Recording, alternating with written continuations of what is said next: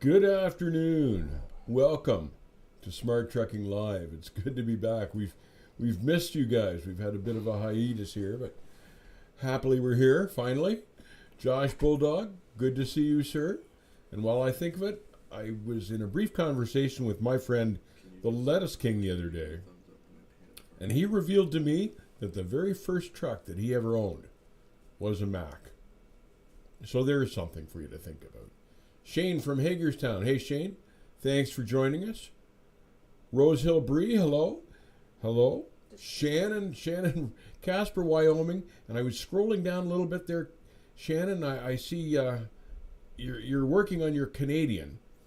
And if you say A often enough and keep practicing, you'll get to the point where you'll be able to consider yourself bilingual.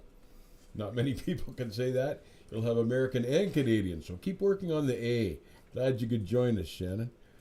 Yenzo, oh my God, welcome back, Smart Trucking Team. Thank you. We're glad to be back. It seems like a bit of a while, doesn't it? Hey, Kyle, unloading in Salem, Oregon currently. That's a pretty part of the country. You guys up there have been getting quite a bit of snow, so it seems to be hitting the West Coast fairly hard this year. Good old-fashioned winter. Shannon, you say I've been cooped up too long. Trucking used to solve my cabin fever, Shannon. So that's part of what I miss. So I should be going stir crazy by March. So stay tuned. I should be swinging off the rafters by then. Fred Besmer's here. Hey, Fred. Homeward bound in Indianapolis right now. Headed the right direction. Well, that's got to feel good. I don't know how the borders have been, Fred, lately. I listened to the CEO of Bison the other day saying this new vaccine mandate for cross-border trucking has cut his fleet 10%, taken a 10% chunk out of his cross-border fleet, and I'm hearing that from other guys as well. So a big piece. Grilled Mortal saw me driving a K100 on Padre Island a week ago. I think the sunspots are making you hallucinate, Grilled Mortal, but thank you for joining us. What else is going? Hello from Windy, Illinois. Scott Kuhn. Hey, Scott. Glad you could join us. Alan Johnson's here. Grilled Mortal. 2 Wednesdays ago, I saw Nick on Perry Island under a palm tree eating a smoked trout. Well, Grilled Mortal, we may have to send you for drug testing after the stream. God, funny stuff. Captain Nice Guy's here. Hey, Captain Nice Guy, how are you doing? Glad you could join us.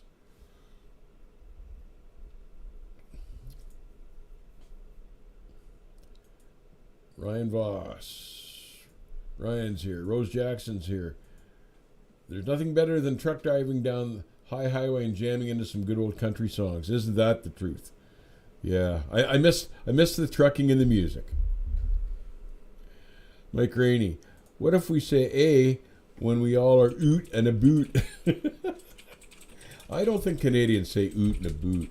Or at least I don't think I do anyway. I could be wrong. Robert Armstrong says, good day, big strappers. Good day, sir. And Happy New Year to Dave and crew. Happy New Year to you guys. You all needed a long time to recover from the Lettuce King's visit. That's Captain Nice Guy.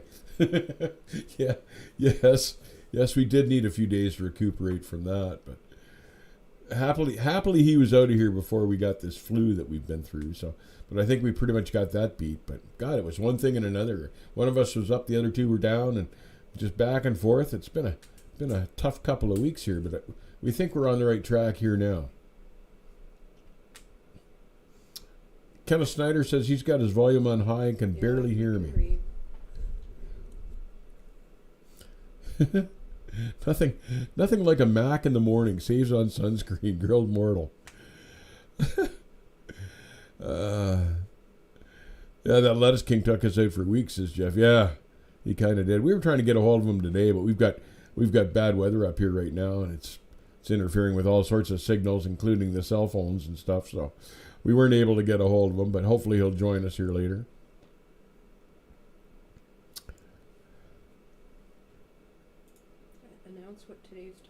Today's topic, we'll just be doing some basic truck talk, and I'm going to kick that off by saying I was thinking with all this snow the other day, and that reminds me about chaining up, and I did a ton of chaining up when I was younger, but I never did get to experience these snow socks.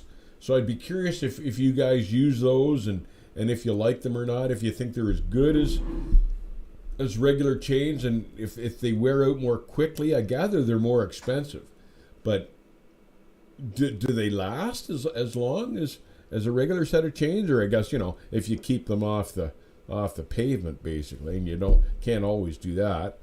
But what else was I going to say about? I guess I can see where they're kind of easier to install. They're more quick to put on and off that way. So I can certainly see the advantage of that. But I'd like to know, and in deeper snow, how do you find them in deeper snow? I'd love to try a set.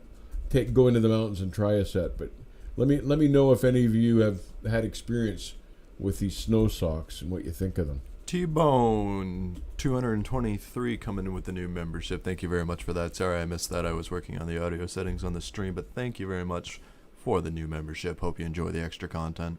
Hey T-Bone, welcome aboard. Glad you could join us, man. Happy to have you. David Kessel, I'm a plow jockey, just corn and soybean. Happy you're back. I'll ask a question here later. Well, we'll be watching for it, man. The only people I hear say oot and a boot are like from Minnesota, Wisconsin, the Dakotas, Captain Nice Guy. Yeah, those are the guys that I hear saying that. It's the guys out of Minnesota. Yeah, good point. Captain Nice Guy, how are you doing now? Are you enjoying kind of being in semi-retirement, kick back, or how's that working out for you? We've been thinking about you there, wondering how things were going. Mike Rainey, yeah, definitely Minnesota. Let's get on to some truck talk here. So I don't see any responses. Oh, here. How do I feel about auto chains? T-Bone says that. I've never tried auto chains. My impression of that was it was just kind of like a patch solution for like day cabs that were stuck in parking lots and stuff like that. I'm not sure they'd be any good in the mountains or anything like that. But I guess for a quick unstuck in a day cab in a parking lot, I think that'd probably be all right. It might be a nice solution to have, or maybe if you could just use them to scratch to the top of the hill. But I think those are air pressure controlled, so any sort of an air leak might screw them up, and then they might not retract or something. And being underneath the truck in the winter, there's probably a good possibility of getting air leaks in them. But I've never tried them myself. I'd like to though. Lisa Marie Coleman, hi from West Sacramento, California. Hopefully you're far enough down the hill you're out of the snow there, Lisa Marie.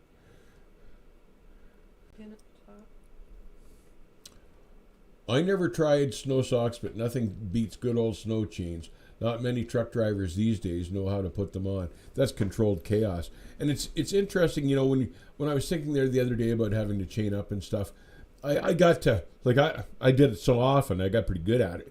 But that didn't mean I liked it. So I got to the point where I would listen to the CB all the time, and if there was any chain up signs going up or something like that, I just had at the end there, when I was getting older, I just head for the truck stop and kick back and wait for them to lift the chain restrictions rather than chain up, because I got to hate it so bad. And I was never to the point where I had to go that bad. So I know mill hauler auto chains. They work, but not that great. Sometimes they freeze up. That's from Ryan Voss. Sometimes they freeze up. That's interesting. So yeah, you probably can't beat a good old reliable old-fashioned set of chains. Bit of a pain to put on, but if you put enough of them on, no matter how bad you're sunk or spun out, you can get it going again. And I used to have some awesome triple rail logging chains that I used in British Columbia in the wintertime, and they were heavy as hell. They took a while to put on, but those things were amazing where they could pull you out of. So, but lots of work hanging them.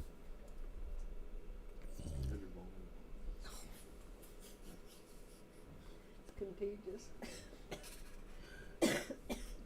I was talking to another buddy of mine here just yesterday, and he was telling me this vaccine mandate thing.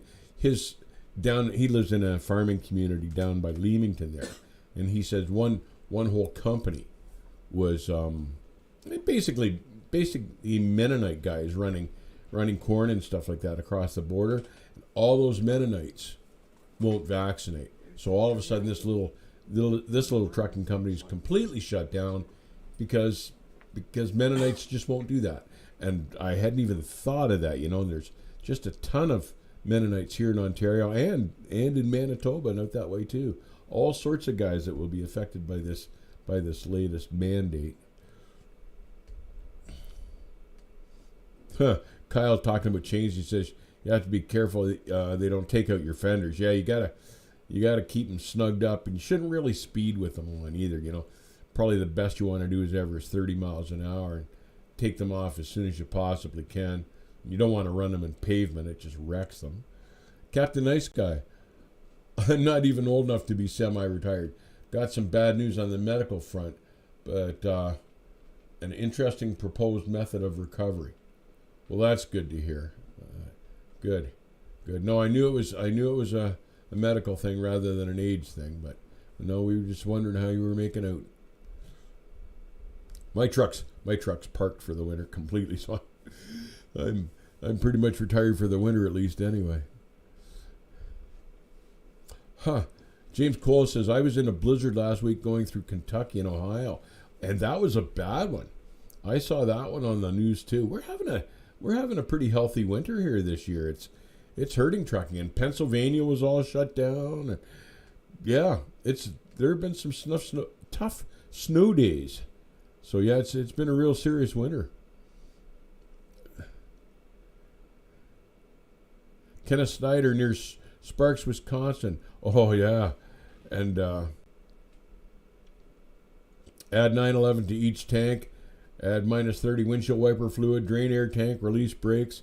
So yeah, they've had the weather. Every place is getting hit good this year.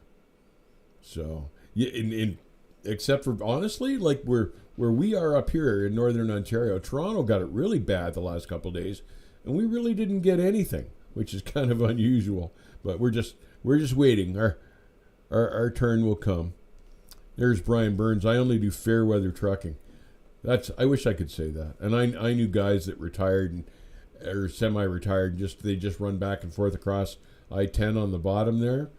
I always wished I could have done that, but that wouldn't work out for me. I had a chain pop off once. Took out my right fuel tank. Totally chewed up my right fender and catwalk. SoCal Sandman. Hey SoCal, glad you're here. But yeah, the chains can do nasty things if they come off. Because considering the weight and the force of those things when they travel and the wheel spins around. But yeah, you can get some serious damage from chains. I saw them take out a guy's drive shaft one time, and then the drive shaft broke loose, flopped around, and it took out both fuel tanks. So that guy was stuck for the rest of the day. Excuse me. SoCal, while I think of it, off-topic question, but I'd like to know what your wheelbase is on your truck. We were looking at some nice pictures you sent us the other day. What is the wheelbase on that thing, if you don't mind me asking? Here's Lisa Marie Coleman. I have a few 2 days, but my first is I found school they only have manuals. From my research, most carriers are phasing into automatics. Is there a big difference in how you drive the auto versus a manual? That's a really good question, and I'd have to say there's probably not that big a difference if you start with the automatics and get used to them first. For me, like an old guy used to the standards, yes, I found there was a big difference. But if you're learning on the automatics, that might be the best way to go. And if you're asking me which I would go for if I was learning, I'd probably go with the automatics to start. But yeah, there's a big difference. If you're in truck driving school learning to drive a truck, if you've got an automatic transmission, it's probably a lot less distracting because it's one less thing you got to worry about is finding the right gear. At least the truck's doing all the shifting for you, so you can focus on more of the driving and the backing up and stuff like that without worrying about what gear you're in. But Read the pin at the top. that's my take on it. grilled mortal. You have to stay under 80 miles an hour with chains. Yes, you certainly do. So that's why the airplanes don't use them for takeoff on the runways. Man, unless you feel like flinging chains everywhere, says Tim Field. I think they all think he's serious. No, he's grilled mortal is not serious. You shouldn't even exceed 30 miles an hour probably with chains on. 80 miles an hour. You're a maniac. Parked waiting for full service and an inspection of truck. Hope everyone is doing well. That's from Robert. Hey, Robert. Hope the inspection goes well. We're doing good here. Glad you could join us. Glad to hear from you. Revelstoke, BC, we had 52 inches of snow last week. Beth, Beth. Boy, I sure know Revelstoke. I did a lot of trucking up through there. I used to deliver to Golden and Revelstoke and beyond on the Trans-Canada. But to show you how long ago that was, Beth, the Coca-Cola wasn't even there back then. But I actually damn near spent one Christmas in the snow sheds of Revelstoke. The road avalanched while I was in the snow shed. I was pinned in there with some cars for a while. Tim Field says he's running on 15 hours of sleep this week. Oh man, be careful. Don't fall asleep at the wheel, Tim. I'm worried when I hear stuff like that. You know, sometimes you feel good and sometimes you don't. But the moment you start to feel fatigued or nodding, get off the road. It's just not worth it. Stuck here at a Doggone Loves in Jasper, Tennessee, waiting for a tandem tire since 11 a.m. That's T-Bone.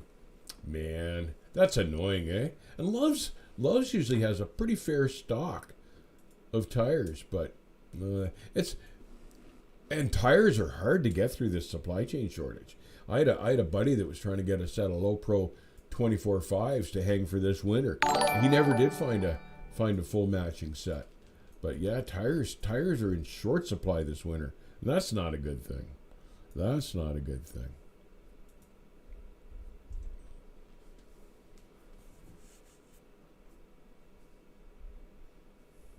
Pin. You know, I'll have to research that, as I have totally forgotten. SoCal. All right. Well, if you get a chance, I'm just curious more than anything. But if you get a chance to look at that number, I'd be curious to know. Appreciate it. SoCal says 35 mile an hour max with chains. Yeah, I was saying 30, 35 you could probably get away with if you really had your chains on good.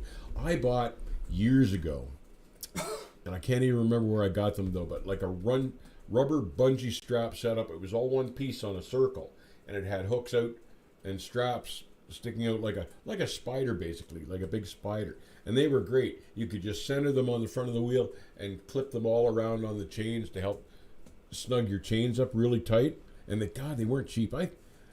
They weren't expensive. I forget where I got them there. Maybe Little America. But they were the greatest thing. I still got them too. Greatest. You know, it saved running bungee straps all over the place by your, all over the direction. You just get one of these things, plunk it in the center of the wheel, hook it all up, you were good to go. It took like a minute. They were great. I should have had one to show you on camera. Jonathan coming in with the 20 bomb. Good to see you in the chat this afternoon, my man. Got a 347 ticket for crossing a solid line before a light. My lane turned into a left turn only. Went into no truck street. I waited with the blinker on until safe to switch lanes. Picked the lesser of the two evils, and the cop didn't care.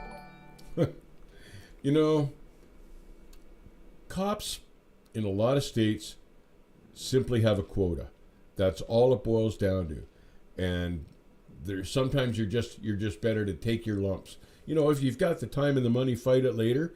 And half the time they don't even show up for court.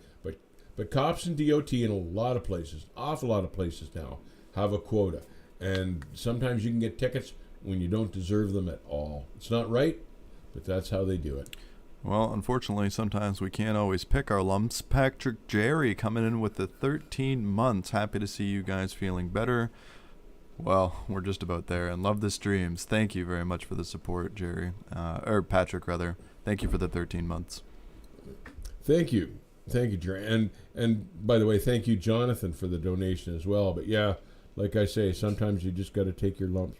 And Patrick, Jerry, thank you as well. There, Shannon knows what I'm talking about. Those circular bungees. I always used single heavy bungees, especially if I was off road. Yeah, the heavier the better. And man, off road work in Wyoming, and I haven't done any off road work in Wyoming, but I've seen where some of those Trimac guys used to have to go back up into the hills. There's some rough back roads in Wyoming. I can testify to that. Buddy of mine tried to go around the port of entry one time and got stuck way up there on some of those back roads. Those Chinamen did that. We still got the pictures of that.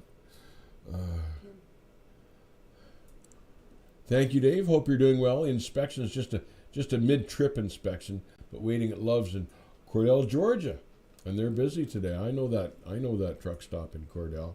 You're in a good spot anyway. Weather will be nice. You're not in Atlanta. You're in a good spot. So yeah, you're in a nice spot there. Not a bad place to be hanging out.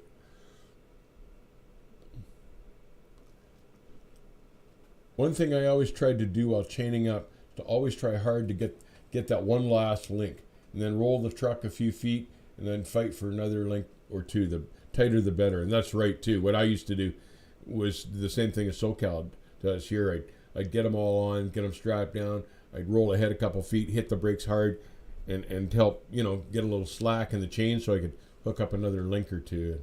And yeah, tighter is better. It's a pain in the butt though, but sometimes you just got to do it. I got to the point I didn't like to be climbing in and out of the truck with my snowmobile suit on or my coverall, so I got to the point where rather than have to change 5 times getting in and out of the truck to do the change, I just listen to the CB radio and hang out at the truck stop until the chain sign's lifted. Can't always do that, but sometimes it was a good move. SoCal says he got into trucking for the glamour and the prestige. You know what? Me and some of my friends did it for the same reason. It's not quite the same as it used to be for any of that stuff, though. Have you noticed, SoCal? The Lettuce King's really been whining about that lately. He says the prestige has gone out the window. And the glamour. And the glamour. He wants to get back down south. He found he got better recognition down there. Captain Nice Guy, thank you very much for the 13 months, my man. Happy to see you guys after so long. Jonathan with the 11 months as well. Really appreciate that, guys. Currently fighting the ticket. Was a few days before New Year's. Definitely influenced by a quota for sure.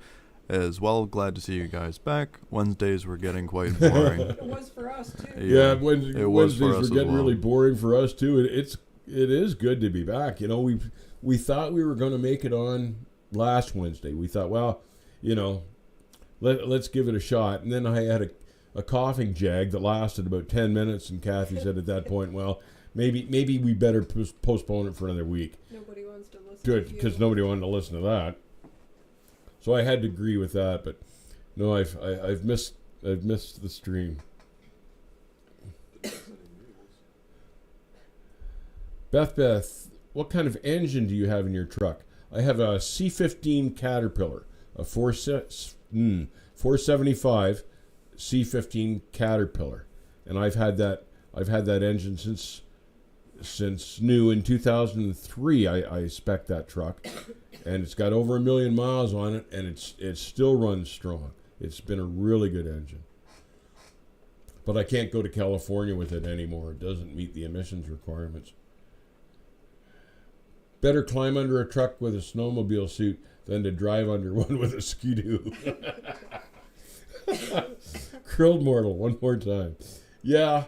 I imagine even the snowmobile helmet probably wouldn't do you a whole lot of good, depending on how fast you were going. But that's certainly not a ride that I would want to take on a sled anyway. You'd have a hell of a headache anyway. T-Bone came down Mont Eagle last night and I'm only 20,000 pounds in the box. Definitely interesting. Yeah, Mount Eagle's not a bad hill. You've just got to respect it. But still, no hill is a good hill if you come down too quickly and then figure out partway down that you're already going too fast. That's a learning curve and experience right there. Never a good ride. SoCal says the Lettuce King is right. That's about the glamour and prestige.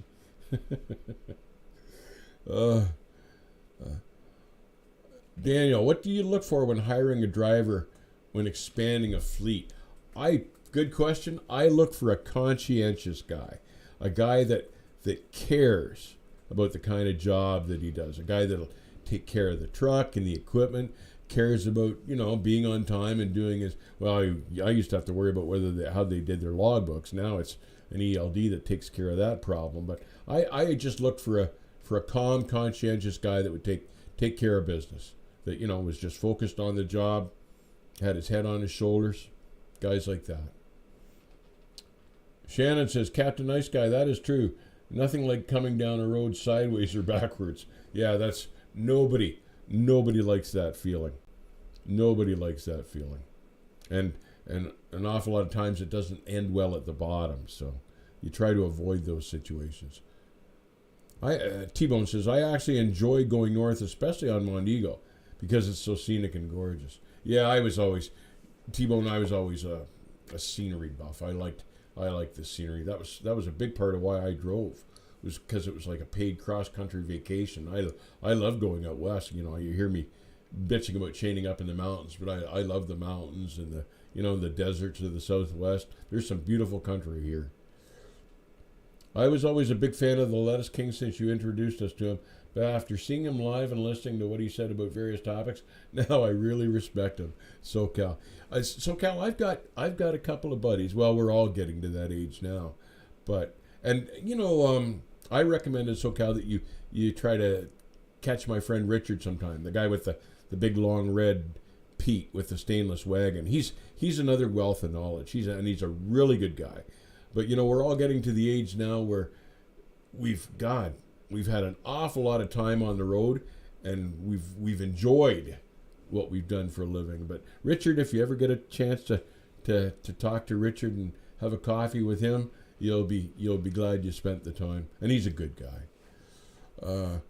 I wish more drivers were like him. Good role models for sure. Yeah, it's not on the legal side. They were like. The Lettuce King probably racked up more tickets than any other driver I know, but he never had an accident or he never got hurt. Never hurt anybody. They were all just speeding tickets because he would build these great big trucks like you've seen, and they would be geared to the moon, and we'd get out, Iowa and west of Iowa, and he would just let them go, and that was just how he enjoyed the drive. Was doing it as quickly as possible. I remember more than a few times he crossed Wyoming in about 4 hours on I-80, and that's a 400-mile trip right across there. So gives you an idea how fast he was moving sometimes. But not recommended these days, but that was back then, and this is now. Hey, Dave, my mentor. I'm class 1 from BC. No experience, but I'm passionate to be a mature and safe driver. Who's going to hire me? You've just got to shop around. But if you master the mountain driving, and there's very few guys that bother to take the time to do that anymore. But if you're in British Columbia, that's the ideal place to hone your skills for mountain driving. And if you become a good mountain driver, truck companies will beat a path to your door. I'm not even familiar with any carriers out there anymore. J.R. Hall has a yard out there. You might want to try them. J.R. Hall, they're black trucks with like a blue stripe, and they're a good carrier. You might want to try them. Beth, Dave, was the 8V71 at Detroit a good motor? I don't want to hurt your feelings here, Beth, but not particularly. They had a tendency to grenade about 80,000 miles. Now, every once in a while, you'd get a real beaut, but everybody that I knew that had one had bad luck with the things, at about 80,000 miles. And they, they were hard on oil too. They liked oil as much as fuel. That's why I love the Lettuce King stories. He just wants to have fun. Dave's got the advice to stay legal. Lettuce King's got the advice for when you don't want to stay legal. Tim Field. Yeah, that's true. That's a pretty good summation of the way it is. Raphael coming in with the $2 donation. Thank you very much for that. Regarding the VW purchase of the Navstar, what can we expect? Sorry, you lost me there. What was that? Just repeat. We'll try one more time. Regarding the VW purchase of the Navstar, what can we expect? Oh. That's a really good question. The one thing you can expect that wasn't necessarily true before Volkswagen bought them out was International was in financial trouble. They've been in financial trouble for years. That Volkswagen buyout has literally saved International so they can keep going, basically. So it's you can expect if they decide to continue producing Class 8 trucks, you can just expect a good quality truck again from International, like the ones they used to build before they got into all these emissions issues. They were a really good truck. They never got the hang of the emissions engines, and it slowly sank them. But they couldn't have a better parent company now than Volkswagen. So I think we'll see good things from International in the next few years. Tim Field, I'm thinking you're exactly right. Phoenix Rising 38 coming in with the $2 donation. Mountain driving is my guilty pleasure. Hey Dave, I'm looking to buy my first truck as an owner-operator. I'll be 21 in April 2023, so I have some time to choose. But what would you recommend?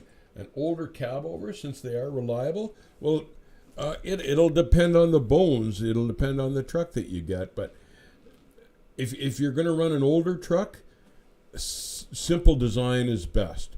Keep it simple. So look for like a basic easy engine, like the old Cumminses, the old 400 series Cumminses were really easy to work on and cheap. The 15 speeds, the 10 speeds, I would look for bare bones simple equipment on the truck. And that way it's easy to fix and easy to repair. And if you manage to find an old cab over like that, that'd be cool as hell. Would you please make a video on how to do slanted parking? Never been asked that. Yeah, we'll see if we can't come up with something for that. It's angled parking, and it's a way to park in a lot of truck stops now. We used to kind of shy away from that, but it technically saves space, I think, on real estate. So yes, I will do that. And of course, it's all in how you approach the parking spot. I've been looking forward to the channel for my entire career. How about 2.5 years now? Tomorrow I leave my company to go to a private local fleet. Thank you so much for the lessons, Timothy. Timothy, congratulations on moving to the private fleet. I'm sure you're making a good move there. The private fleets, in my experience, have been the best because they take care of their people, they pay better, they have good equipment because their main concern is moving their product safely. So they're not concerned about, cheaping out on the maintenance or something like that. So Ripping off the drivers. yeah, and ripping off the drivers. They've got a benefit package. Good move. Congratulations. Yeah, Grilled Mortal. 400 Cummins on a K100. Bring oil. But yeah, Grilled Mortal. Good bones truck here. And you're in this area. Have you ever seen that one, that old K100 sitting just south of town by the Seguin dump? There's a real old girl in there, bud wheels on it and everything. And I think it does have a Cummins. I've been eyeing it up anyway. Thanks, Dave. I'll look for the 400 series motors. Yeah, they were good engines to work on. So were the earlier Cats too, like the 3406s and stuff. They were pretty basic, simple stuff. So good to work on and with, and lasted a long time. What's this? You can easily get these curb sniffers to do triple digits going down a long hill. Yeah, that's probably right, because they're slipperier than the stuff that we used to run, and they were going down the Sisters in Wyoming there on I-80 past Little America. You could get really strolling down those things, but these new drop nose trucks, man, they're slippery as hell. They got no drag. and I bet you they could just rocket down some of those hills. It's all right if you just know you're climbing going up the other side. You don't got to worry about getting stopped or making a corner or anything. But I bet you they can really move. Yeah. Geez, I was at Matt's a number of years ago when Peterbilt had designed a new truck for Walmart, and the thing was like a bullet shaped. That was the coolest looking truck, and did it ever look slippery? I don't know if you guys ever saw pictures of that thing, but it was a Pete that they had built for Walmart, the Walmart fleet, a concept truck. I don't think they ever came out with them, but man, that was a cool looking truck, and slippery. I could go on and on. I just got a grant for trucking school. I was curious what your thought about Pride Transport or Heartland Express to start my trucking career with. Timothy, I like Pride Transport. I'm a fan of that guy, Jeff England, that owns it, and he's an old time trucker. He keeps good equipment. I would have liked to have driven for Pride had I been an American. So no, I hear good things about Heartland, but I can tell you honestly, I myself would have liked to have driven for Pride. Good carrier. I'd also recommend a 12.7 Detroit, Kyle says, and newer, but the older than the 03 engines and cheap. Yeah, some of the 12.7 Detroits were awesome engines. We had Marty Madigan was here. He had like 3 million miles on that thing of his, and some of them just ran and ran and ran. Great motors. I just placed an AMSOIL order today, 17 gallons, and an extended life oil filter, $753. Yeah, nothing's SoCal. Nothing's cheap these days, eh, SoCal? If you want to do it right, and you're obviously doing it right, it's not cheap. Yeah, everything's getting a wild price. What the heck? When I swapped my oil out for my Shell, I did my tranny and rears and everything like that, and that was up here in Canada, plus an oil change with synthetic, and that whole bill was about $2,000. Woo-hoo. But go big or go home. Our next new truck is going to be an International Lone Star due to its November delivery. This will be a change for us, Fred Besmer. So no kidding. That's interesting stuff. Wow. So Fred, is he buying like a bunch of those? Huh. International always made really nice trucks, but they suffered. What did they call those engines they had so much trouble with? I can't even remember what they were when they were trying to meet the emissions equipment. That's what hurt International. Were those emissions engines they were trying to perfect and never did.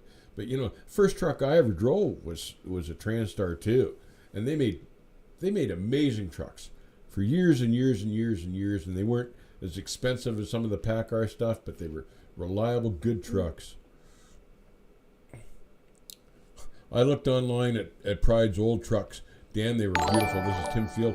I don't know if Jeff England kept that. He had a W900A that I just loved, and I ran into him in Bakersfield years ago now, and he had that truck. I've got pictures of him with that truck still in Bakersfield.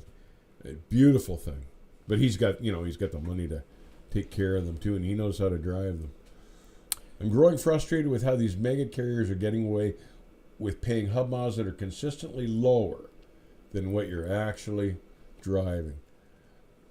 It's a sad fact that the mega carriers are just out to make as much money off the drivers as they possibly can, and they'll skim them at every corner. And some of those mega carriers have more money than God, and I don't understand their need to treat drivers that way, but an awful lot of them do. Honestly, I consider Maverick a mega carrier technically because of their size, and they have a good reputation.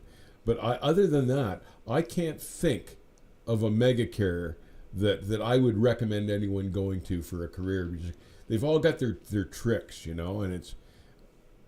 there's no need for it. Because and I guess that's how they got to be multi-million-dollar companies, and they're traded on the stock exchange. But like what CEO needs to make $4 million a year, like the guy at Werner, when their drivers are starving to death?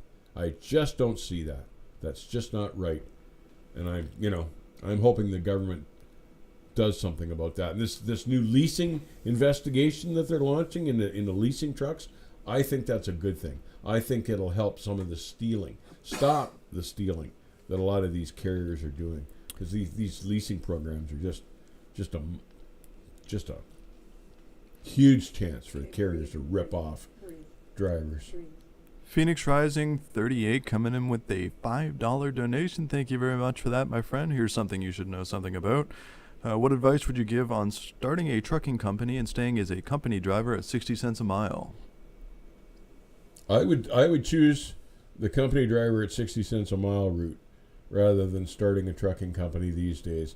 It's not the way it used to be. It's become such a dirty industry that I would take 60 cents a mile with a reliable carrier that was going to be there for my entire career and not get caught in the pitfalls that seem to be entering the trucking industry these days. It's just not a career you can trust anymore. Just for hypothetical sake, though, if he were to go through with this path anyways. If I were to go through with... No, not you. If Phoenix Rising 38 was to do this anyways, what advice would you give him? I would tell him to stay small, just run your own authority, don't try to expand, just run your own authority, get your own customers. Don't rely on load brokers and load boards. Get direct customers and just service the heck out of them. And that's what I did, and I had a really good living that way. I'll be getting my CDL, not decided on going big rig or hot shot. What are your thoughts on hot shots? Lisa Marie Coleman, I really don't know a whole lot about hot shot trucking, but it looks to me like it's kind of a Mickey Mouse deal. It's hard to figure out what the rules and the regulations are. Different states have different ideas on what they can and cannot do and whether you need a CDL or not. I don't really know anything about it. I don't think there's any serious money in it. And I know they have to use load boards a lot. My impression is I'd shy away from it if possible. What happened to the Harley Davidson you had, Beth? How did you know I had a Harley Davidson? I had a few Harley Davidsons, but it got to the point. The last one I had a 79 lowrider with an 80 cubic inch motor, and I ended up, and it was a really nice bike, and I ended up getting rid of that because even up where I live, up here, people were starting to drive so crazy that I didn't feel safe driving the bike anymore. I was terrified of getting rear-ended by some tourist out on the highway, and that's why I got rid of it. It was a great machine, but I didn't trust the people around me that were driving the cars. My brother's dad hit a tanker, and I heard the driver of the tanker was only 2 days training. Yeah. Jeremy Brown. There's a serious lack of training time in this industry. They're preaching they're going to correct that, and they keep saying that, but we'll see. They haven't fixed it yet. They've had years to fix it. Canadian CDL license. Can you get a U.S. job? You can run in the U.S. with a Canadian CDL, but you cannot work point to point in the U.S. as a Canadian with a Canadian license. If you want to have a job running Tampa to Houston, you've got to be an American to do that. If you're Canadian, you can run like Toronto to Tampa and back to Toronto, but you can't run point to point in the U.S. Reason for change is Peterbilt's 18-month build date. This is Fred for Peterbilt with Cummins engine, 12 months for international. Cummins plus the truck comes with a battery-powered HVAC system, no idle system. That's a heck of a jump, eh? 6 month difference between getting the Pete and getting the Navistar. I can see why he's doing it too, and I can almost bet he got a better price on the international as well. Huh? Well, Gary sure knows what he's doing. So if that's the route he's going, there'll be serious reasons for it. He knows what he's doing. Fred, I'm sure you'll enjoy the truck. You know, Gary doesn't cheap out. They're always nice trucks. Ryan Voss. I run Wisconsin to Ohio, Michigan. Home every weekend, make over 8K before fuel. Every week, over 8K. That's pretty respectable, Ryan. That's not a bad route either. Not heavily trafficked, fairly flat, not a lot of hills. That's a nice run, Ryan. That's a nice run, and you're making serious money doing it. Good. Good.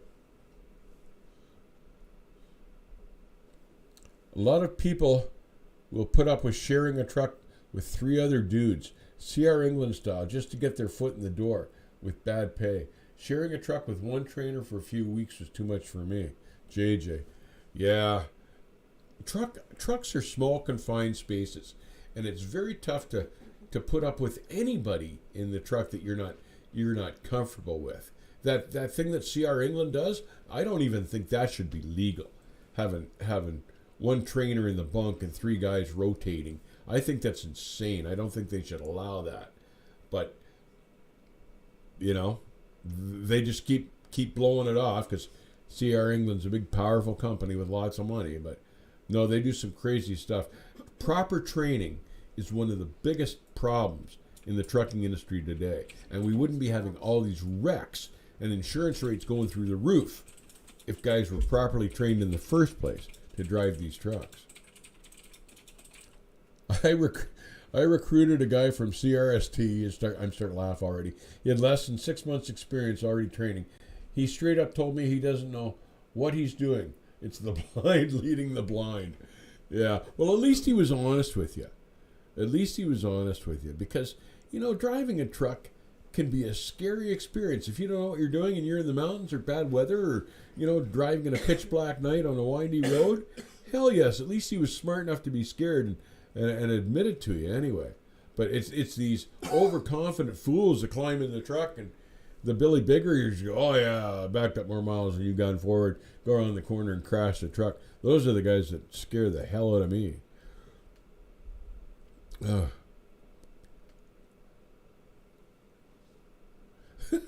SoCal says, I think Lettuce King authored Creative Logging 101. You are way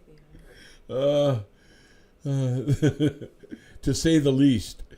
I gotta guess you gotta get started somewhere. A Mega allows you to drive their $200,000 truck with no experience, and it helps you get your CDL. JD, yeah, they've got their place, you know, and it's probably everyone's gonna bash up the truck when they're brand new. So you might as well bash up one of theirs, and at least, you know, it happens so often at the mega carriers, they're just used to it. They're not gonna have a stroke when the truck rolls in with a dent in it. But yeah, it's kind of, but don't, you know, just don't plan on your entire career there. Hey Dave, I'm from Minnesota. Been driving for a great company for 3 years. 5 total driving semi. No school started with hauling grain. I got lucky. Yeah, if a lot of the farm boys and stuff like that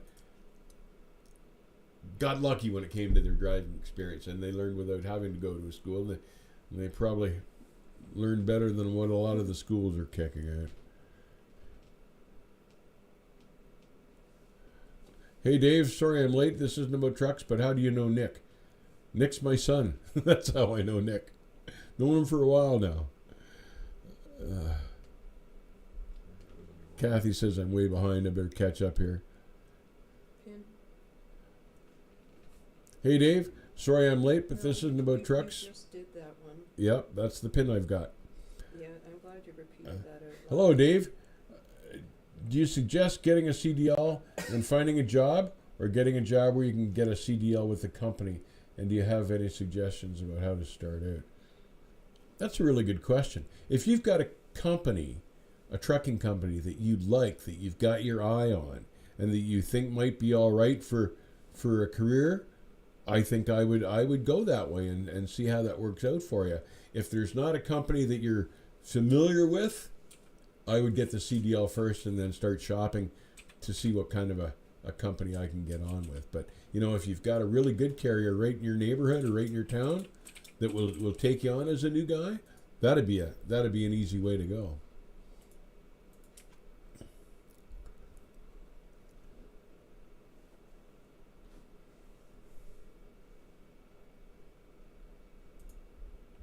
Beth, how fast can your truck go?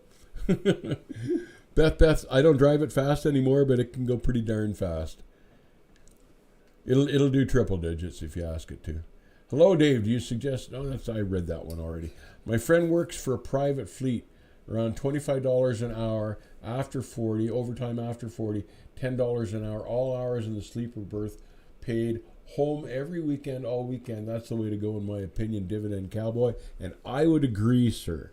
That is a nice trucking job to have. That's the way it should be for everybody. Hopefully someday we'll get to that. The good carriers are doing it now, but that's the way everybody should have it.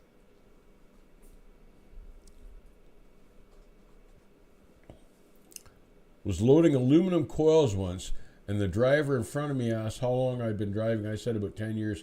He said, wow, this is my first week. And David, I assume he was loading aluminum coils too. There's, God almighty, there's dangerous work for a new guy with a flatbed that doesn't know how to chain or what he's doing. Did you see that accident on I-8 in California, just outside of San Diego, a few weeks ago? It was a new flatbed guy that hadn't chained his load properly, and it looked like a car had cut him off, and the load came right through the cab and killed him. Flatbedding is not for guys that don't know how to chain the loads, and that's so important for flatbedding. And coils too. If you're loading the coils suicide, it's so easy for those to break loose, roll up the deck and into the truck. Scary stuff. You know, so many new guys have no idea what they're getting involved in. Sir Fell, I'm coming in with the $5 donation, my man. Thank you very much for that. Ryan Voss, very interesting question. If Nick is your son, then how do you know Kathy? And Kathy is my wife. Yeah, we'll have to fact check these things. I run. Google it. Yeah. I'll celebrate 28 years of trucking next month. SoCal. That's a pretty good stretch of time, isn't it, SoCal? I don't know about you, but for me, all the years went quickly. And I don't know why that was, but I hope it's been the same for you. I hope they've gone quickly and that you've enjoyed them all. I know I did, but the time just flew. I run 4 days a week into Jersey and back into upstate New York, $2,400 a week. That's all right. That's tough traffic, and you're running in upstate New York, so you're coming up 81 probably or something like that. That can be some serious work on a bad weather day, but tough route, but not bad money, 24 a week. Nothing wrong with that.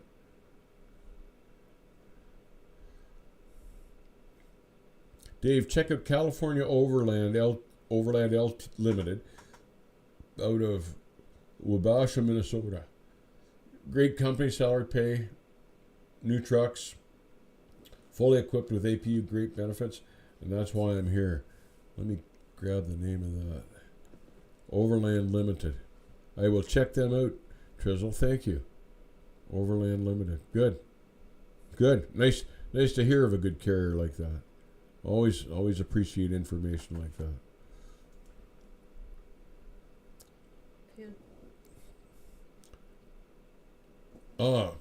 David says he stopped what he was doing and taught him proper securement. You know, David, you may have saved that guy's life. So that was a really good move for you to do. You just don't know. So good move. Really, really good move. I hope he appreciated it.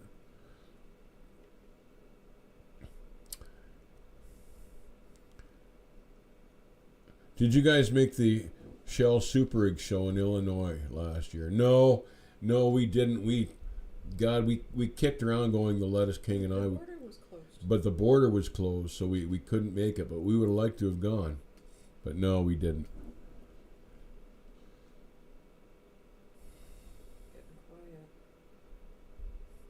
I'm looking to buy a truck to get into, but I don't want to deal with the newer trucks and the various issues.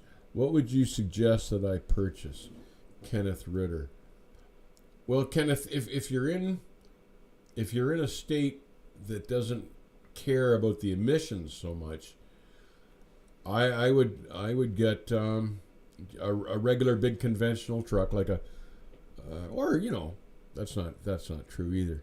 Even a good setback axle truck.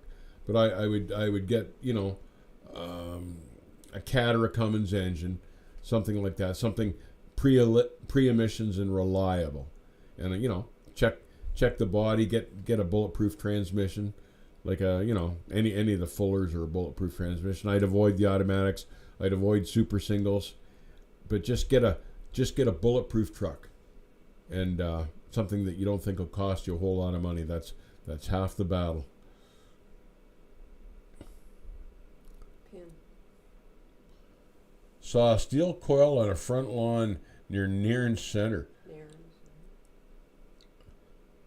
Once on a lawn in MacTier, and the one coil took out a bridge support on the 401 just west of Milton. Grilled mortal, one of the scariest experiences I ever had was I came across a coil lying in the middle of the road in the dark underneath a bridge on I-94 out around Ann Arbor. And there's a lot of steel guys that run like Detroit to Indiana down that 94. And man, this thing was in the dark, and I don't even know why. There was something about the shadow underneath the bridge that worried me, and I changed lanes. And you know, by the time I saw what it was, I couldn't have got stopped anyway. But I was in the other lane, and it was okay because I was missing it. But it scared the living hell out of me, because something like that, I don't know what if those things run 8,000 pounds. Sure would have stopped me dead. Probably would have put me through the windshield. Scary. All right, chat. Well, unfortunately, after 4 weeks, it's about that time of day where we start wrapping things up now. Who was it, Tim Field? Yes, you were right. It's about that time of day where he's going to need his medicine cart now. So Kenneth coming in with the $5 donation. Thank you very much for that. Hope he answered your question well and you enjoyed the stream today. We'll give him a couple more minutes to rant here, and then I got to cut him off. SoCal, is Heartless Express affiliated with Useless Express? You know, when that question came up about Heartland Express earlier, something was ringing a bell in the back of my brain. Now, who is the parent company for Heartland? I seem to recall that they have a big mega carrier parent, but I'm not sure. Tim Field says, "Damn, this one went fast." Yes, Tim, it did for us too. But sure enjoyed the hell out of it. Hopefully you guys will all be around next. Dave needs to go to bed soon. No, somebody else said about truth to that than you know. Somebody else said earlier about the medicine cart, and that's what I'm looking forward to here next. He wants the donut cart. Not the donut cart, but if there's a donut cart there, that'd be all right too. But yeah, I like that medicine cart. The anime trucker with the $10 donation. Thank you very much for that, my friend. We talk about a lot about megas, but no one ever wants to point the finger at owner-operators and the smaller carriers who won't even give new drivers a chance and leave them at the mercy of the megas. Thank you very much for the 10, anime driver, or trucker rather. And that's, you know, that is a good point. That is a good point, and I'm not even sure how I want to approach that. There are a lot of good carriers out there, medium-sized carriers, that don't get the recognition that they deserve. And all I can say is that those are the carriers that you want to try to find and focus on. And owner-operators these days need to latch into like a good carrier to survive, because things are getting tough. So, but yeah, it's true, and everyone's just trying to survive and struggle in this industry right now. And it's tough because you're so busy trying to survive yourself that a lot of times you don't have the time and the chance to give new drivers a chance, and you leave them at the mercy of the megas. And then the insurance laws are so restrictive too, and that hurts the new drivers. I know it's not that way in every state, but there are still states that allow you to train with an owner operator, and those, I still think that's the best way to go if you get the chance to do it that way. But it's tough being a new driver these days. There's no doubt about that, and it's sad how they get taken advantage of.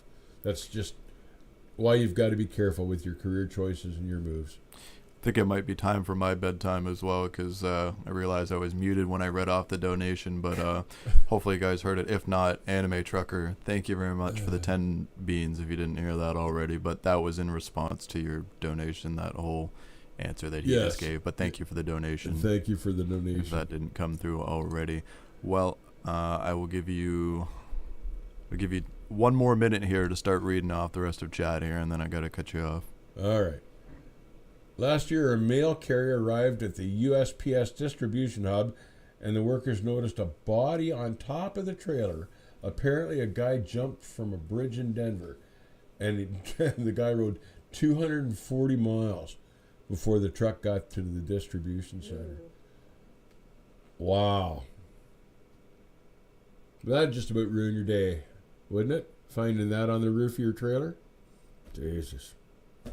Anyway, take care. Keep the rubber side down. Thank you for the donations. Thank you for joining us all. We've missed these chats. We've missed this time, so it's nice to get back. It's good to be back. You guys take care, and we'll see you next week. Good night, everybody.